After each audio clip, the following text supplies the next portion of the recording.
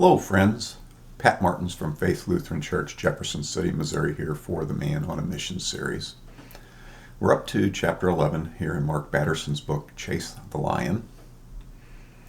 Now, faith isn't logical or illogical. It's theological. It's also not prudent or imprudent, but valiant. That's how Batterson interprets faith. Sometimes we have to look foolish doing it. When David went and fought Goliath, that sure looked foolish at the time, didn't it? Same with Benaiah chasing and jumping down into the pit with the lion. An outsider would sure think, that is not a real smart thing to do. As a reminder, let's look at the theme verse again out of 2 Samuel. Benaiah, son of Jehoiada, a valiant fighter from Kabzeel, performed great exploits. He struck down Moab's two mightiest warriors. He also went down into a pit on a snowy day and killed a lion.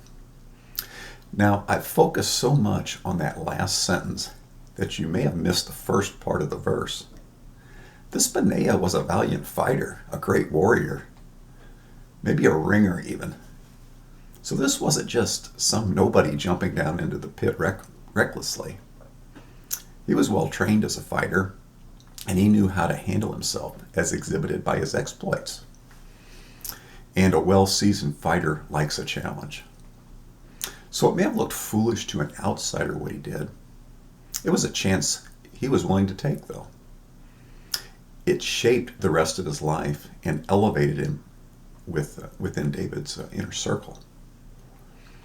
What if the life you really want in the future God wants you to have is right in front of your biggest problem, your worst failure, or your greatest fear? You may have to be willing to let go of an old identity in order to take on a new identity. So many people play a prevent defense instead of going on the offensive. Pastor Eric always tells us Sunday mornings are like halftime. It's where we get coached up in preparation for the second half. That second half is now. So time to bust out of the locker room, get into the game, be part of the fight club, and be a man or a woman on a mission.